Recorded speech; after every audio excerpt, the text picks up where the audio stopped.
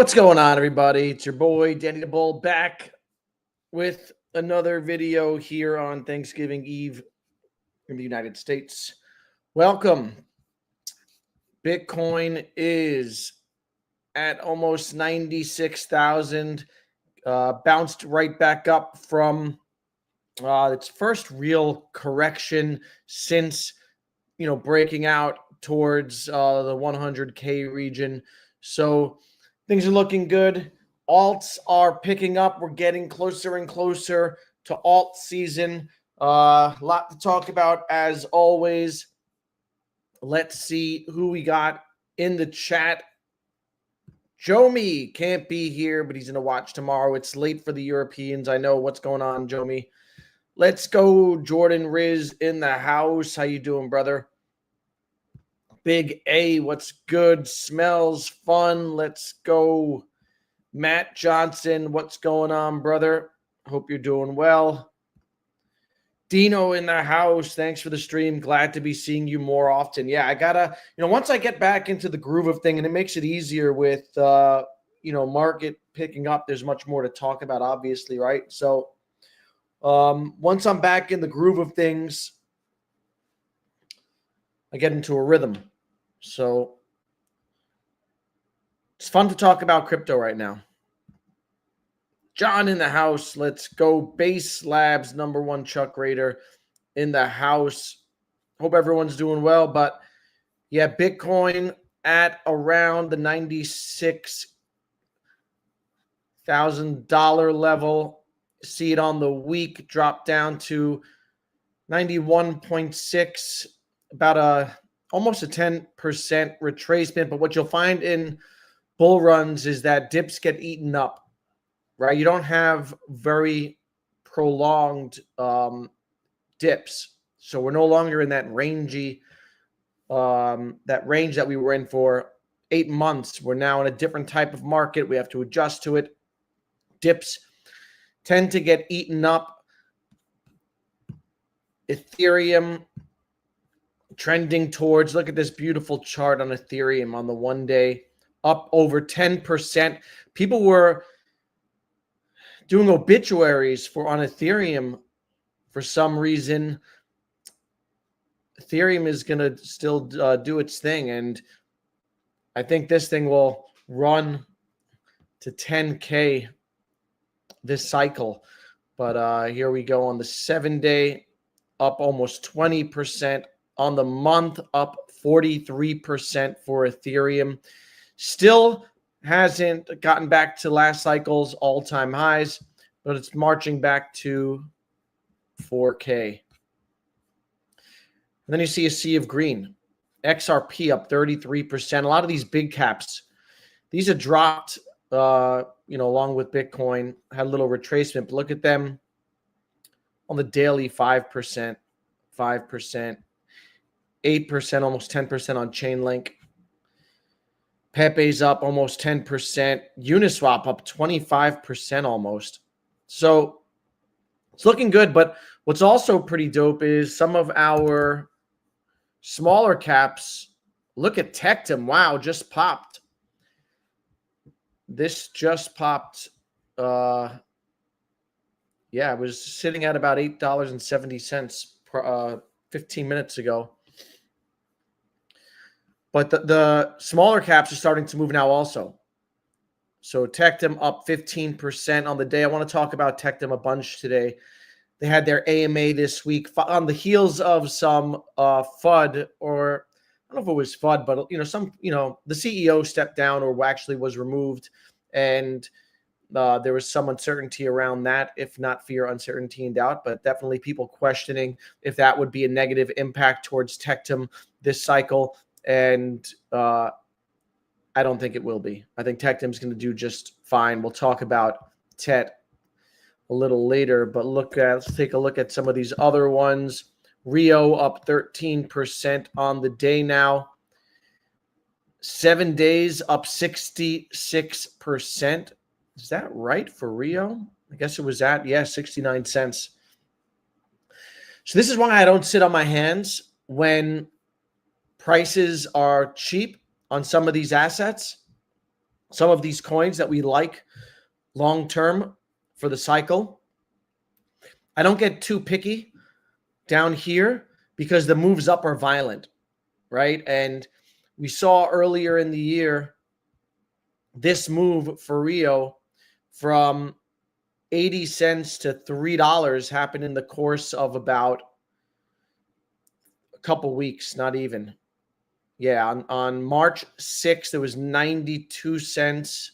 It was $3 2 weeks later. So they'll put in moves of, 200, 300, 400% in a really short amount of time when the market picks up, and the market is picking up. So super dope. B-Dubs in the house. What's good? Thanks for tuning in, brother. Dabatola in the house. What's good? Dabatola, good friend of the channel. But a lot of bullish things. One of them being that Pump Fund's streaming capabilities were shut down, thankfully. Things were getting dark over there on Pump Fund. And it's too early to get this weird in crypto. We are way too early in the cycle for people to be taking shits live on stream while trying to pump their shit coins. Okay, we have to flush that stuff down the toilet, and it's way too soon for that. That we can do that stuff this time next year. All right, but it's way too soon for that. Thankfully, Pump Fund shut down their streaming capabilities. It was getting absolutely wild last week. A 13-year-old rugged people for 30K, and then you had all the craziness going on in the live streams on Pump Fund. So thankfully, the streams have been shut down. And just to go over a bit of news before we talk about some of these alts. So we talked last stream about Trump's new pick for Treasury Secretary, Bessent. I think that's how you pronounce it.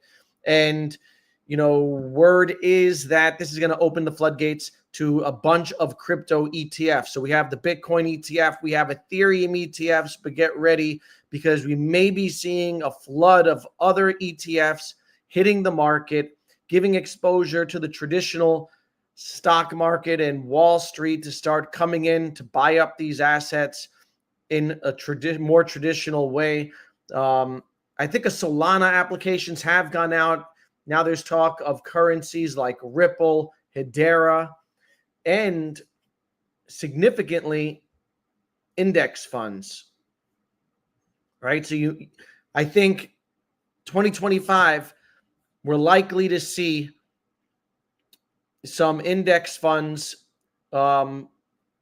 proposed for ETFs, if not approved. So again, everything is kind of set up for a perfect storm for a super big alt season. We're now at the right time past the halving. We've got the new crypto-friendly regime coming into place, and rate cuts have already started. More will continue. So that should be dope. Yeah, Dabatola says, not a good look for crypto, especially now when the cycle is just getting moving. And this is the stuff that people will cite as, these are the headlines people will hear about. These are the things that will catch attention and give, again, a black eye to this whole industry. So, we saw CZ come out, say it's time to move back to utility. We saw someone else, another notable figure, come out and say it's time to move back towards utility. Let's calm down with all the meme stuff. It's a bit crazy. It was getting a bit crazy out there. We'll see how it progresses. Meme coins aren't going anywhere, but hopefully the craziness goes away, and hopefully enabling craziness stays away. Other news: Donald Trump is eyeing the CFTC, that's the Commodities Commission, as frontline regulator for crypto. So there's been a battle, as you know. The SEC has been trying to, get control under Gary Gensler, trying to rein in crypto and gain control of it and classify cryptocurrencies as securities, but it's looking more likely that that's going to be under the purview of the CFTC. All right, and if you haven't seen, Chris Giancarlo is Trump's prospective pick for Crypto Czar, which will be the first ever position of its kind. He's known as Crypto Dad because of he's been a strong advocate for modernizing financial systems, and his pick for overseeing the space is the CFTC. So again, that'll be bullish. And also bullish, the court declared that sanctions against Tornado Cash are illegitimate. So Tornado Cash is this platform that enables privacy. It basically creates like anonymous transactions. And the court, in another loss, right, for this lawsuit was brought about not by the SEC, but I think by the Treasury Department. But in another loss in the courts, it was determined that because it's decentralized, there's no organization, there's no individual that owns this. It's not property of any foreign individual or organization, that Tornado Cash sanctions were not allowed. And again, another loss in the courtroom for the current administration. And what that means for moving forward is you've got, companies like MintLayer that are offering private transactions, right? People to be able to, transact in Bitcoin and other currencies in a completely anonymous and private way. And this, declaration by the court is a step in the right direction to help companies like MintLayer move forward with their initiatives. So again, nothing but bullish developments. Nothing but bullish developments lately. And I think MintLayer is also up on the day. MintLayer is another one that I like. Up about 10% on the day. And this is what we like to see. The small caps are starting to move up 12% on the 7-day. And let me refresh this. And here we have our altcoin season index, and we're getting closer. Right? Last stream, we took a look at this historically over time. Last cycle, we got, above a 75 on the altcoin index is considered alt season. Last cycle, we hit it. We started the move up in January. Got there into this, alt season zone above the 75 level. Got there in March and remained there through June. So we're getting closer now.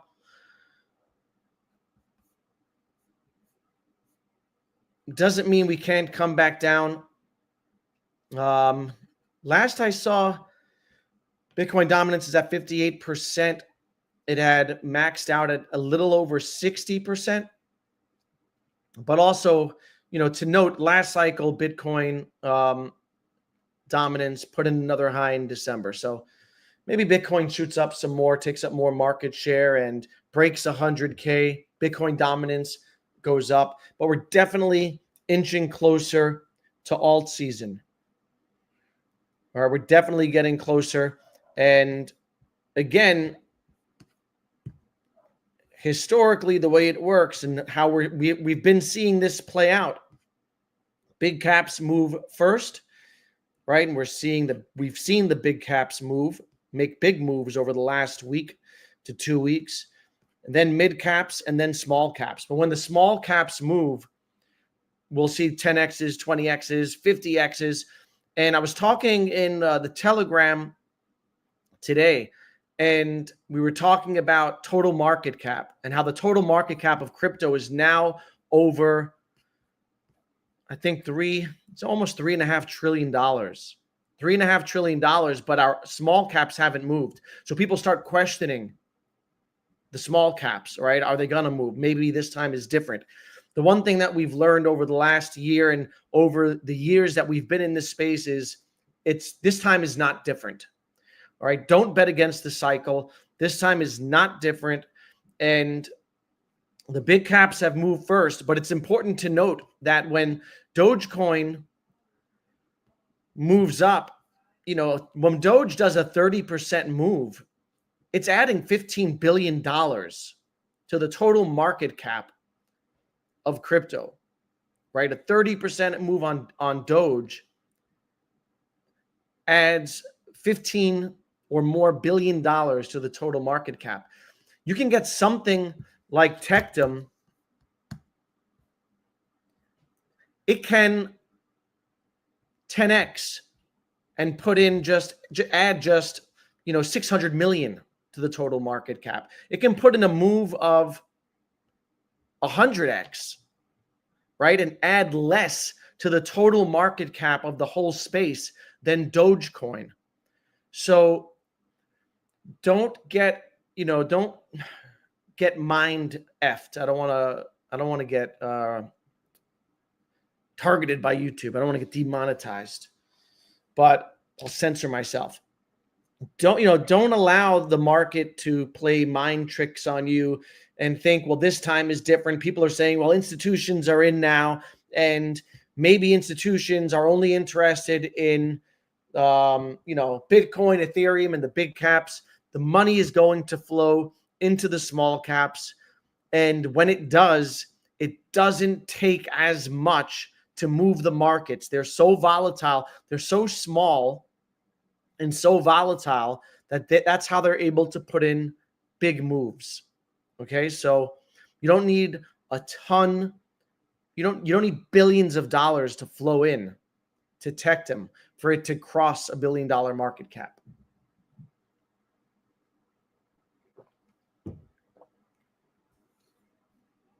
So just something to keep in mind.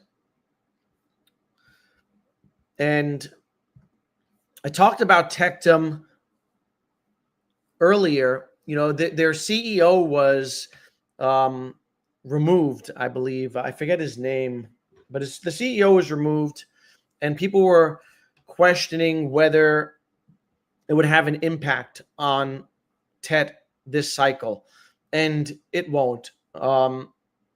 They're positioned well. The narrative is strong, and I think a lot of people's there was an AMA yesterday that calmed a lot of people because they got to hear the founder, Alex, talk about, what's going on there, what they're doing, and kind of put some of those fears to rest. So I'll give some updates here on Tectum for those of you who are in Tectum. But in the AMA, they had a bunch of things that they updated. All right, first and foremost, their blockchain is going live on December 31st. All right, so they still don't have their blockchain out. They've been in testnet, right? So they've been testing it. They've confirmed 3.5 million transactions per second. So the fastest blockchain on record, 3.5 million transactions per second. And they go live on the 31st of this year. So end of this year, in a little over a month, as we will be ringing in the new year with Tectum going into beta and opening up. They talked about how their dev and marketing team is doubled, and they have over 100 people on staff now compared to about 15 earlier in the year. They partnered with a leading PR agency that is going to get them featured in places like Forbes magazine. So we're talking about mainstream coverage, which is exactly what you want to see out of a prospective, powerhouse, right? We've been scouring the market for good altcoins, good potential utility coins with small caps. And the way I look at it is it's kind of like scouting in baseball, right? You're looking for 5-tool players who can do it all, things that check off all the boxes. And for me, Tectum has been one of those, right? It's a layer one. It has their soft note patented unique technology that allows people to here it is, a soft note technology that allows people to transact in Bitcoin at high speeds, the first transactionless payment system, right? So people can physically pay with Bitcoin using a paper that they print out. So it's revolutionary technology. It's the right type of narrative. Now they're looking to, gear up their marketing and target places like Forbes. They've got a stable coin that they are developing. I believe I don't think they've said for who. It's for a Middle Eastern country. I think they also have a country testing out their blockchain. So all these things these are all catalysts that are going to come about in the bull run. And that's what you want to see is, these projects have catalysts that can move the price and move the hype, right? Because it's a hype-driven, speculative market that we're in. So super bullish on Tectum, and I'm even more bullish after that space.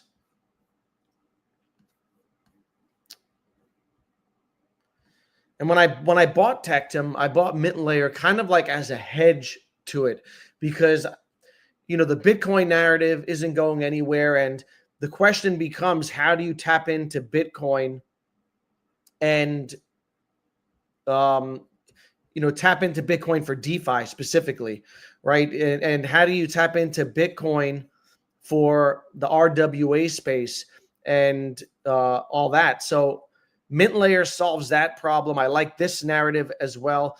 And those two side by side, I think, are going to do well.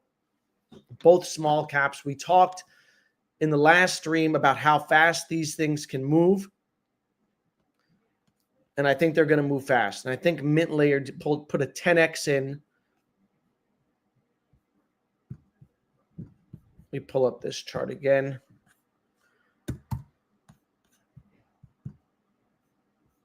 I think earlier in the year, Mint Layer put in a 10x again in a matter of weeks. And I think it was after Tectum moved. So super bullish on both of those projects.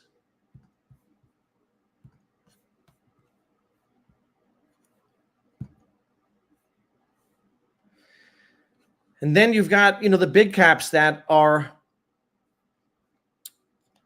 also, a lot of people don't like small caps and want to stay safe and look for easy 5 to 10x plays. There's a lot to choose from. People ask me which ones I like best. And for this cycle, I like Sui. It's been consolidating and been in this range now for a bit, but $10 billion market cap, could Sui get to where Solana was last cycle? They've got now some meme coins on there. I think they're ahead of where Solana was last cycle. I don't know. I know Bonk came out at some point, but besides Bonk, I'm not sure that there was anything else really happening on Solana last cycle. But on Sui, I know they've already gotten a handful of meme coins on there. They've also taken a page out of Solana's book by launching their own game system to tap into the gaming, space. I'm not sure if it's a handheld or what, but I think it's smart marketing. It's kind of like what Solana did with their Saga phone, right? And the Saga phone was smart marketing. I have one. I bought it for the bank, right? That went crazy and was worth more than the phone. And then there were a whole bunch of airdrops on Saga. And so Sui's doing something similar. They've got a game system. And this is something that I think is already a big cap, but I think it'll continue to do very well, possibly get into the top 10.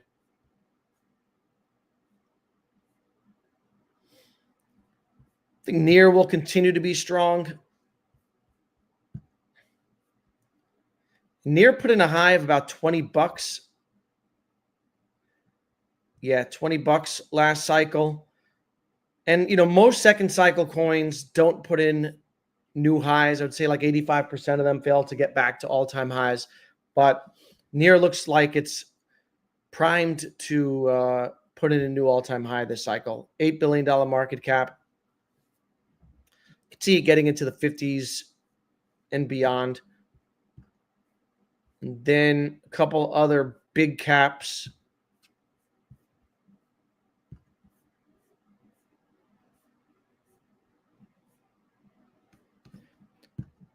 I love Render.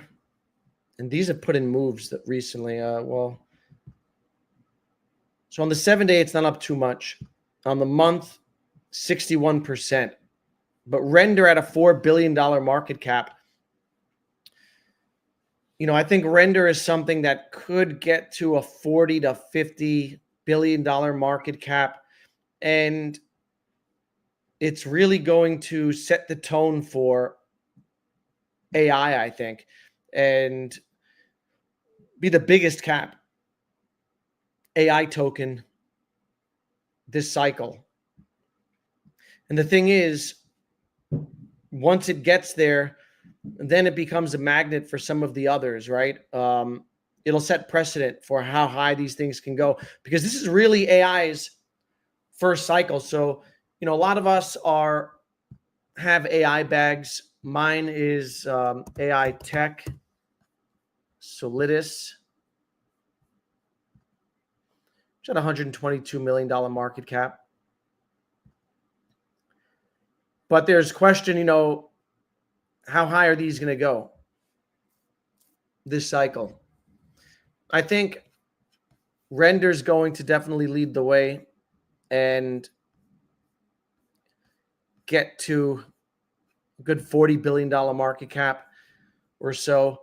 And then you're going to see many others get to $1 billion. We see a lot of billion-dollar AI projects out there. I sometimes feel underexposed to AI, although I've got 3 AI tokens.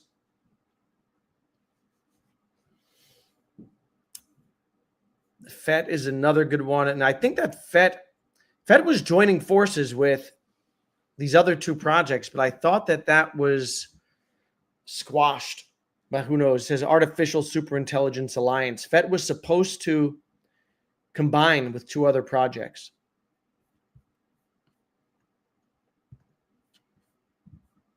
Guys, we got a quiet chat tonight. You're going to have to light up the chat.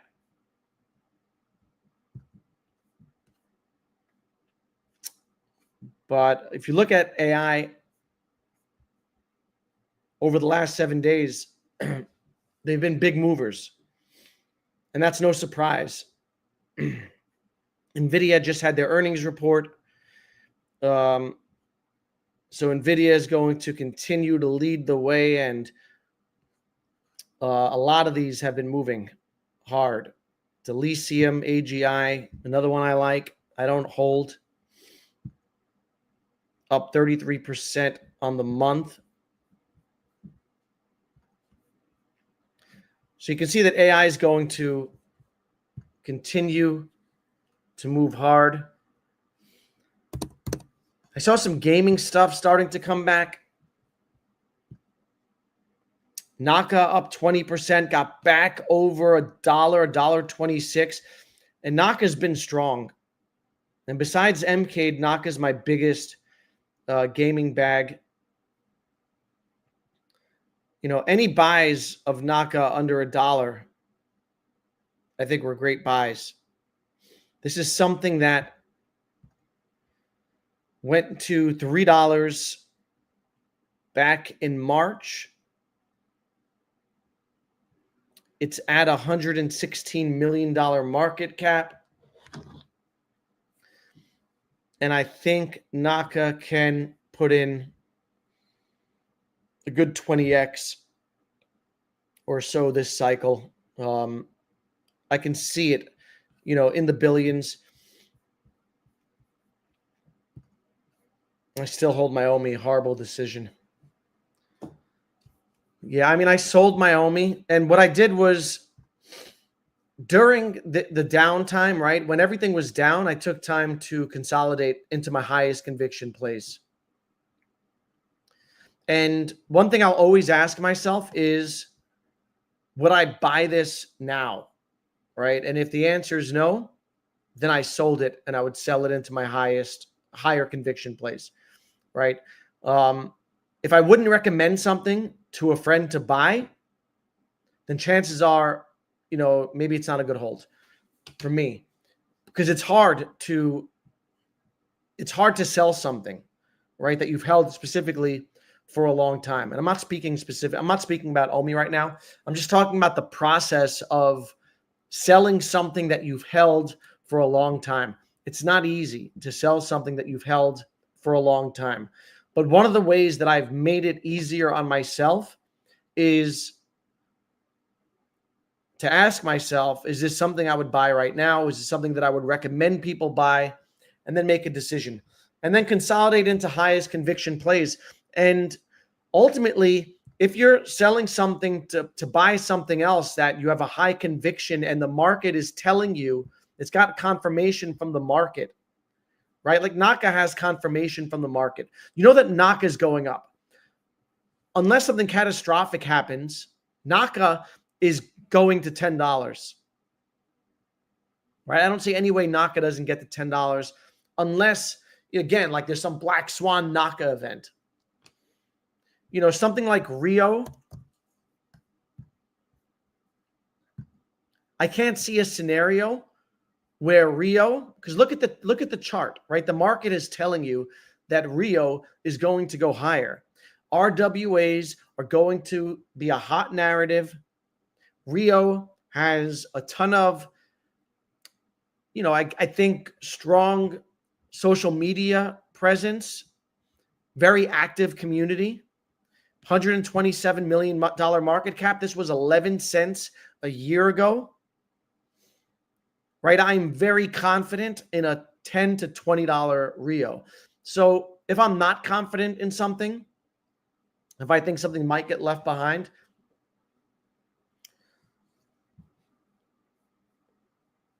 I have solace knowing that, you know, I have strong conviction in something else. So it's hard, though. It's hard to part ways with some things. What's good? Do you think AI will outperform gaming? Yeah, I think AI is positioned as a whole to outperform. Like if I had to say, I mean, they might perform equally as well, right? You might get like similar gains, but I think I have more conviction in AI. But gaming's going to do well too. But the thing is, with AI, it's harder for me to pick some things, right? Because you're dealing with oftentimes a lot of vaporware involved. There are a lot of things that, you know, people will call it AI. You know, they'll say that they're, you know, it's a lot of smoke. I feel like it's easier to have smoke and mirrors. Whereas in gaming, it's a little easier to understand gaming. I can naturally gravitate towards some gaming projects because I can understand them better because everyone has played games growing up, right? At least So it's easier to understand, but I think they're both going to do really well.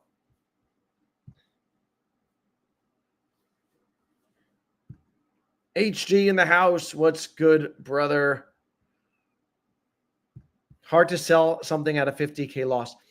But the other thing is you can use that as a tax write-off, right? So when I look forward to selling things as at a loss sometimes because I can claim the loss against my prospective gains, because selling taxes sucks. So if I think that what I'm holding is going to 10x and a new coin is going to 10x, but I can write off taxes, I can take a tax loss on one of those and offset the gains on the other. It's something else to consider. Just my main point is never allow yourself to get mind screwed.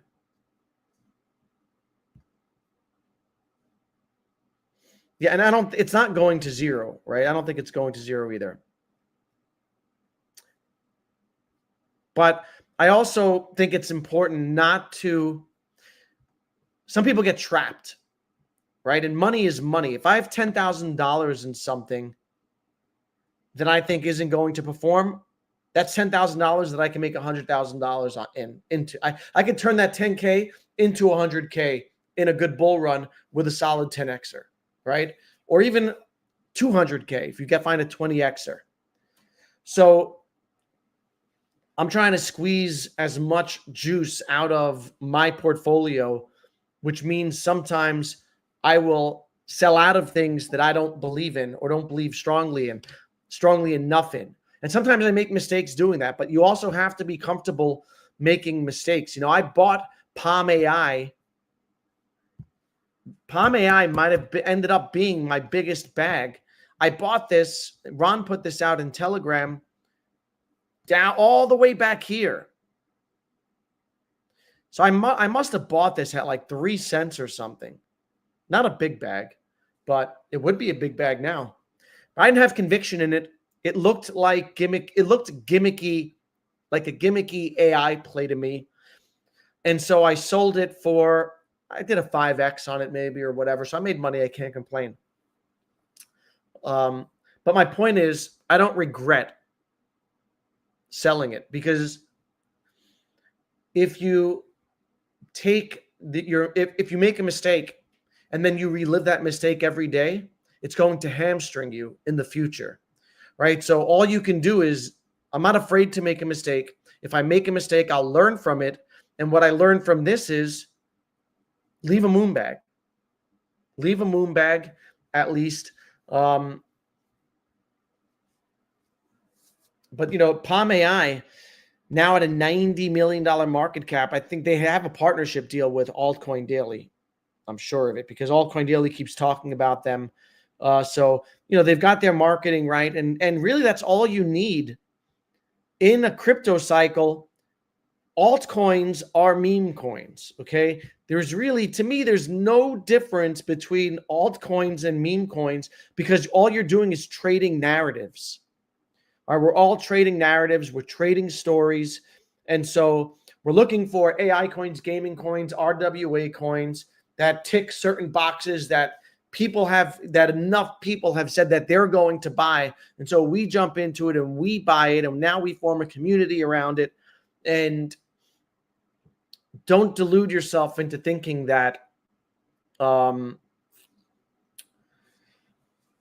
this time is different. It's never any different, right? I have Rio. It did some weird things in my Coinbase wallet. Yeah, so what you're looking at, so Rio did a migration on their ETH and BNB tokens, right? So Rio's on ETH, BNB, and Algorand, and they did a snapshot and sent out new tokens for a new smart contract for ETH and BNB. So what you're seeing is your new tokens. Your old ones you don't need your old ones. Only use the new ones, Dino. You can go on their socials and find out what the contract is, but you should be able to see which one's the new one. But that's what that is. What's funny is that I bought my brother a bag of Rio about a week ago on Coinbase Smart Wallet, $1,000 at a good price, 70 cents. I'm a good brother. And when we bought it, instead of giving him $1,000 worth of Rio tokens, they gave him $20,000 of Rio tokens, like 22,000 tokens. So we thought that he had been gifted 20,000 Rio tokens. But it turns out there's a glitch in the smart wallet. And it must have something to do with the migration, because when he went to sell some, he wasn't able to sell. So in case anyone buys in the smart wallet and you end up with 20x what you paid for, that's why.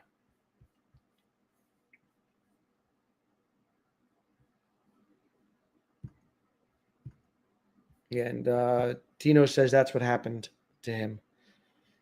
Yeah, and I don't know how they fix that or what the deal is there. But they got to fix it, because I think now he's getting shorted, like when he tries to sell. Mcade, I don't want to do predictions, because it's impossible to predict, and I don't want people or myself to get like caught up on a certain number. So I think of things in like terms of price potential. And I'm going to be making standalone videos again. And I want to do one on price potential for Mcade. But since you asked, Mcade Vibe, we can talk about potential for Mcade. You know, I get a little repetitive sometimes, but one of the things that I was worried about with Mcade was that they would get lost in a cluttered and overcrowded gaming field. But they've taken steps to make sure that doesn't happen. Migrating to base, so now they stand out over there. Also ramping up marketing, right? They've started an ambassador program. I'm an ambassador. And as are many other bigger accounts like Cryptic Poet, has a big presence and he's a big presence in the base ecosystem specifically. So they're pushing marketing. They are on base, and I think that they're going to do well. And last cycle, so I look at things from last cycle to see what can happen this cycle. And last cycle, Gala went to $4 billion market cap. Axie went a little higher, but you know, I do think that some gaming projects are going to get into the billions. Does that happen to Mcade? I don't know. But the good news is we don't even need it to get to billions for it to do really well, because it's at a $16 million market cap. So, you know, I think I can see it, you know, a $250 million market cap. I think that's very conservative for me on Mcade, provided, again, like there's no like black swan. You know, that's contingent upon a bull run, a gaming run. I think that a $250 million Mcade is very doable.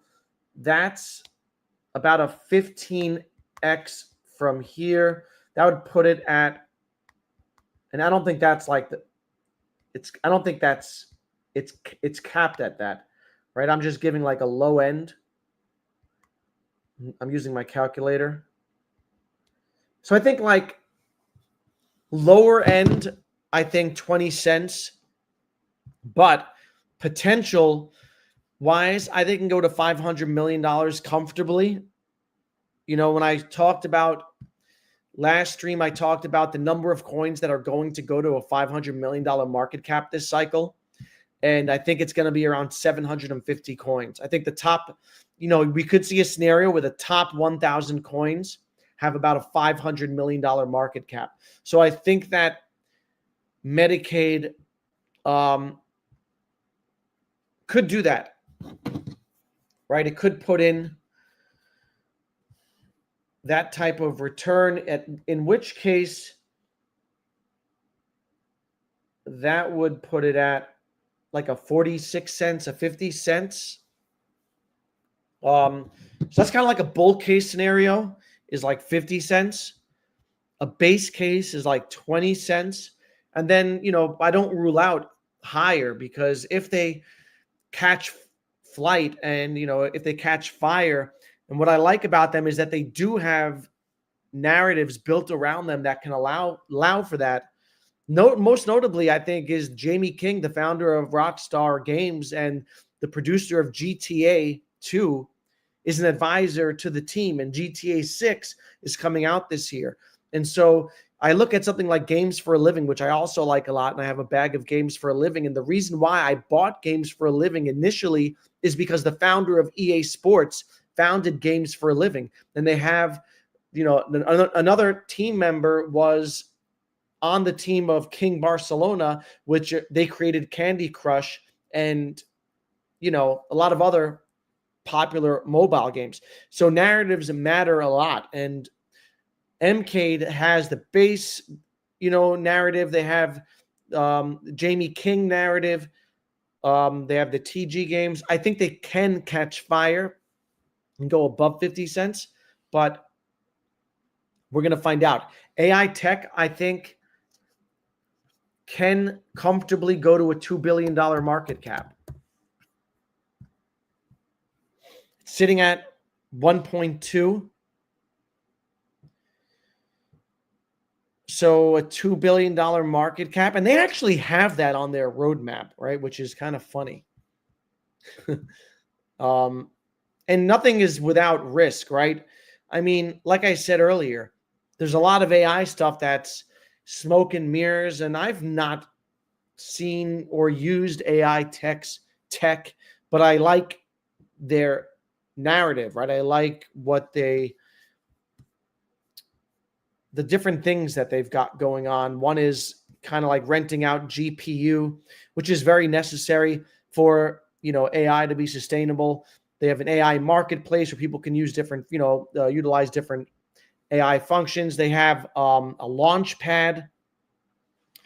And so there's a lot going on there. I think it can comfortably put in a $2 billion market cap, which would be about a 20x from here. But I think it has the potential to go higher also, right? So the thing about bull runs is there can be crazy numbers out there. Like, things can go irrationally high in a bull run and higher than people think. So, I mean, it can sit comfortably at 2 billion. It can also go to 7 billion. Like, I wouldn't be shocked to see some of these guys put in big moves, because again, look at Decentraland last cycle. And if you had talked about Decentraland at this point in the cycle, last cycle, meaning pre-alt season, I don't think anyone would have predicted that it go to, I think it got to 7 billion. Because some of this stuff you can't really predict, right? You can't predict that. That, like, all right, the metaverse is going to be a thing. But you can't predict that Mark Zuckerberg's going to rename Facebook to Meta. And then you're going to see a straight line up on some of these. And Decentraland is something that had no use cases. I mean, there were like 5 people in Decentraland last cycle. So that being said, point is, things can go irrationally high on some of these things. So I don't have any predictions, but I have potential for what I think they can do. And I think that AI tech can comfortably go to a couple billion. Potentially, I think it can put in an even bigger move, as can a lot of other AI coins. And I talked about, that's why I think it's important that Render sets the standard, because when Render goes to, $50 billion, it's going to open the door to $10 billion market caps, because things are relative and nothing exists in a vacuum, right? And so when people look at the price of Solana, it's always compared to the price of Ethereum. And likewise, the price of Sui is looked at in relation to Solana. So it's going to be interesting to watch how these things play out, how high market caps go, because keep in mind, again, We're going to get bigger market caps.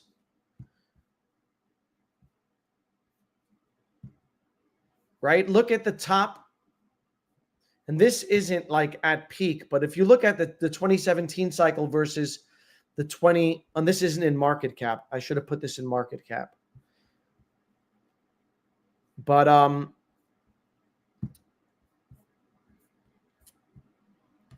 if you look at the peak of last cycle, you had a few coins top 100 million. Or if you look at how many topped, I think this is better to look at. Sorry, here we go. Yeah, this is better. If you look at, 2018 cycle, only 6 coins topped 20 billion. In 2021, you saw 17. So in 2025, you could see 40. We're going to see more coins hit bigger market caps. A $10 billion market cap we went from 12 in 2018 to 40 in 2021. Right? You could see 120 coins with a $10 billion market cap. And how many have that right now? Let's take a look. 17. Right? So, it's hard to put price targets on some of these. I think what I try to do is think about the different scenarios that could play out, both, that are like more, I guess, bearish, but also like the super bullish scenario, but within reason, right? Not like throwing out like $1 trillion market cap, because that's not reasonable, right? There has to be some semblance of reality. That was my long-winded answer to that question. Mcade vibe. Dano, what's going on? Now, I'm not tired of talking about Omi. I still follow Omi and very much wanted to succeed. But can you explain what happened that made you shift gears? Oh. So for me, there are a number of reasons that made me shift gears. Okay, one is detaching myself I stopped being emotionally attached. I told myself that I learned from my mistakes, right? One of my mistakes was I was emotionally attached. So I reassessed. And if you look at historically second cycle coins, it's a second cycle coin. 85% of second cycle coins don't make new all-time highs. All right, so that's one.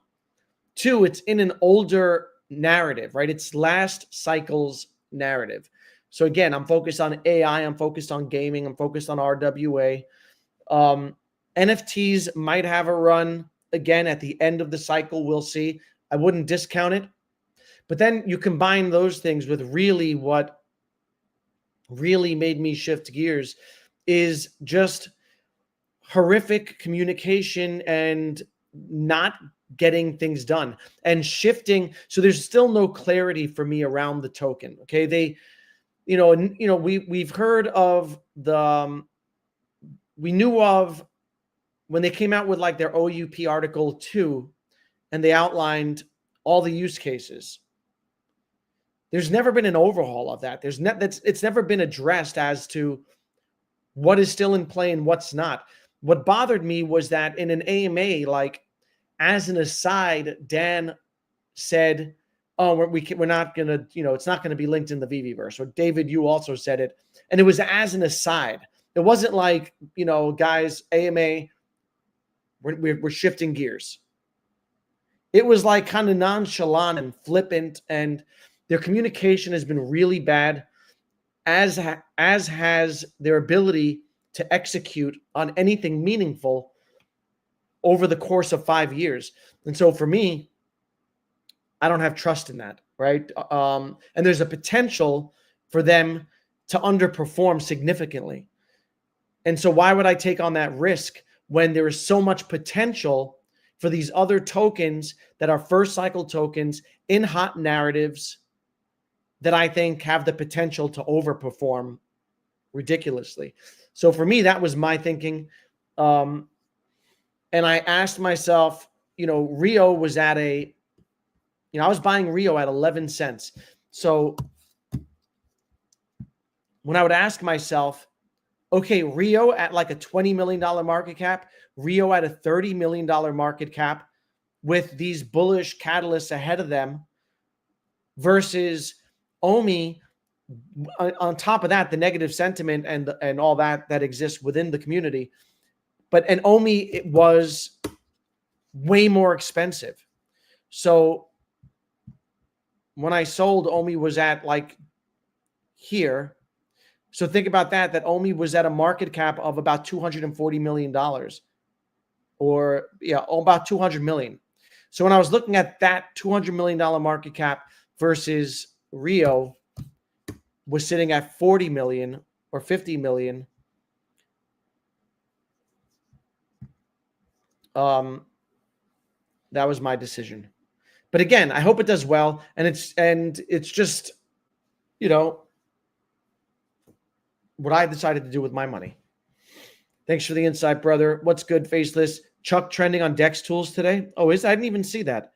And Jesse finally replied to our post. Yes, probably has to do with the nice picture of him and you.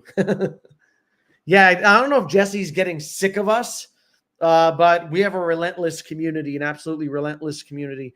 And we raid hard every day. People are always hitting up Jesse. I met him at a base meetup in New York City a few months ago. He saw the Chuck shirt and he knew us. Right? He smiled.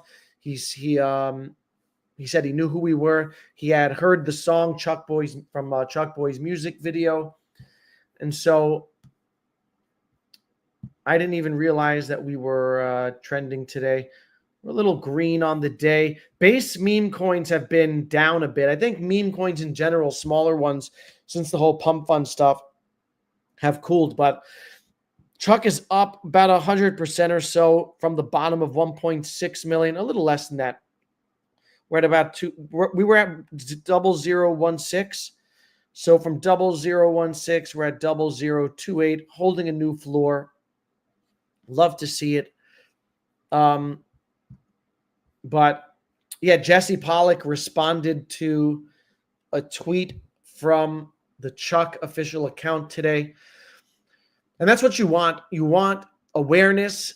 You want people to know who you are, especially, Jesse Pollock, who is the creator of Base.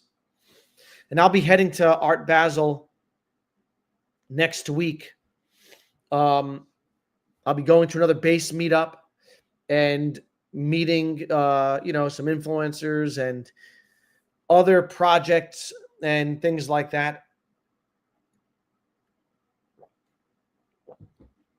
So we'll continue to grind.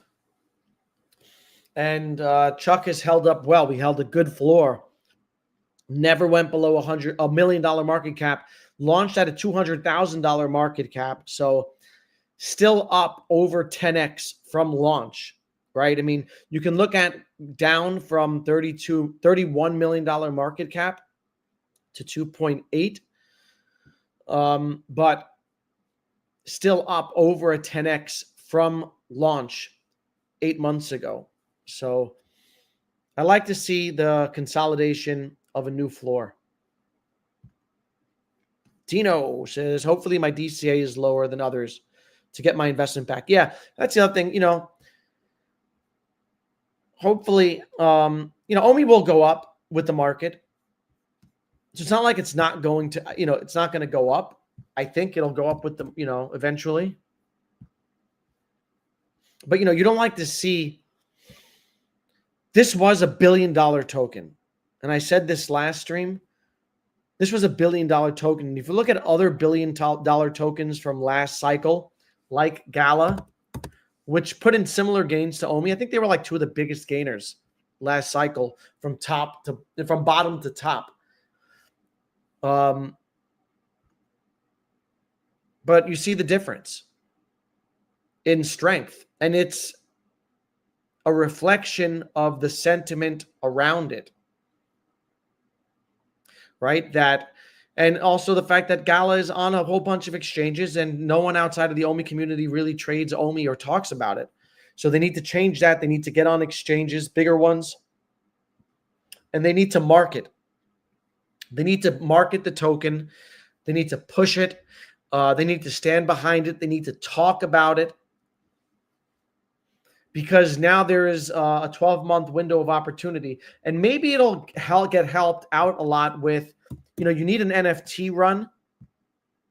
If there's an NFT run and VV starts moving a bit, I think that'll bode well. But the chart looks bad.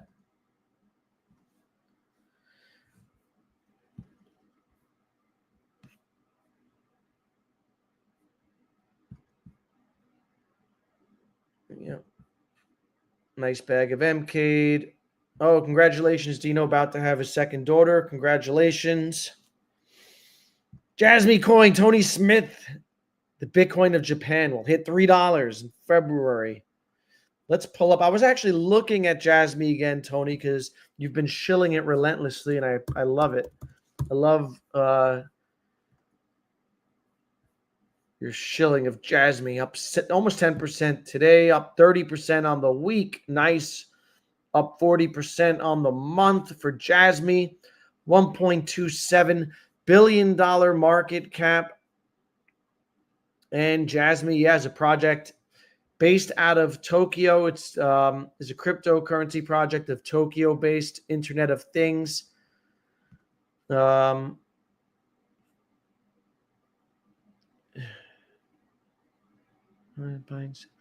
it's buying and selling data. It's a platform that allows people to buy and sell data.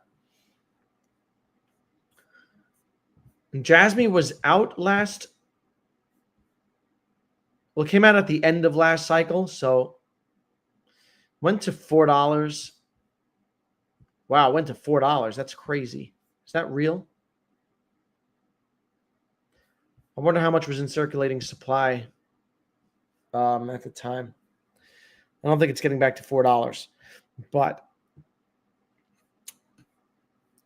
chart looks good. Right? And this is what you want to see out of a chart. Chart looks good.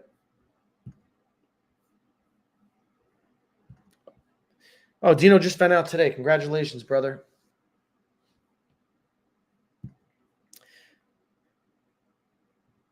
I also hope you and your family doing well. Thanks, brother. Appreciate it. Yeah, everyone's doing well, man. Staying busy in a bull market. I like doing streams. I like doing streams. I think it's fun. I like talking, interacting with people, even though I'm the one talking. I sold my OMI when we had that first pump in March. Nice. And I don't advocate people. I don't advocate for people to sell or whatever. But if people ask me like my thoughts, those are my thoughts. And it's crypto though, so anything can happen. And coins come back. Coins that were perceived as being down and out, oftentimes do come back. So just because something's down doesn't mean it's dead. It just has, I think, an uphill climb for sure. And the path forward is not as clear as a lot of these other first cycle coins and hot narratives. And so it's going to be interesting to see how the OMI story plays out over the next year. Again, I don't hold it at the moment, but I am rooting for all the OMI homies. Thoughts on Miria? Becker starts talking about it, which I think Becker will absolutely start talking about it again, because he owns a lot of it. So he's going to be talking about it and shilling it. And Miria is one that I held, and I bought Miria very early and did well on it. It's one that I sold and took profits on. I didn't do that enough. It went to, I want to say, like $160 million market cap earlier on. It's about a penny. It was at almost a penny and a half from here. So now at a $71 million market cap, I think this is going to go higher. I think that it's got a lot of comparisons to Gala. I can see it as $1 billion token. If I had to guess, I would say Myria crosses $1 billion in market cap. Even though I don't think they have a game yet. They don't have any games out. They just have a platform that is oftentimes compared to Gala, similar node system, and the backing of, like you said, Becker and some others. And so Pumpamentals trump fundamentals in alt season. And they have good Pumpamentals. So I do think Myria will pump again. And I think that's a problem also, that they're afraid to mention the token over there. You made the token, you have to abide by the token and do the right thing by your token holders. And yeah, because you're benefiting from the token, right? I mean, you can fund the company through the token. So you need to do your best to put your token holders in a position to succeed, because this isn't the stock market and there is a small window of opportunity to make money in crypto. It's now the next 12 months. That's it. And then the market's going to do what it does, right? Because the market does what it does every 4 years. And so pump my bags. Pixel in the house. Thanks for tuning in, brother. Yeah, it is great to see utility pumping. And people also question, and a lot of people were like, does the meme super cycle mean that utility tokens won't pump as hard? And that's absolutely not the case. In doing a lot on the Chuck side of things for the Chuck community, I see that there are some people who only buy meme tokens. And then I know a bunch of other people who only buy utility tokens. They're both going to do well. So it's good to see some of our bags moving. I'd like to see more streams. You're real about things, and I like it. Thanks, brother. I try to be real. I try not to talk negatively about projects, but at the same time, or people's tokens that people hold. But at the same time, I try to be as real as possible, because I think it's important that people don't get wrecked, right? And it's so easy to get wrecked in this space because it's so volatile, and as predictable as it is, if it's your first time in a cycle, chances are you're going to get wrecked. You're going to buy high. You're not going to sell at the right time. You're going to be a bag holder. If you've been through it, then you know what to expect, and hopefully you make good decisions based on what you've learned. And that's what I'm trying to do this cycle, is apply what I've learned over the last few years and make a lot of money. And that's what you're all trying to do. And I think we're going to do it together, because, again, we're getting closer to alt season. So who knows? Maybe next stream will be above that 75 line. Everyone in the States, I hope you have a happy Thanksgiving. I'll be back live again this weekend. Thanks for tuning in. Yes, let's win together. We'll be navigating this market, which is tough to navigate because of the volatility, and it gets emotional, but we're going to navigate this market together over the next year. Looking forward to it. Hope you all have a great rest of your evening, and I will catch you all in the next one. Peace.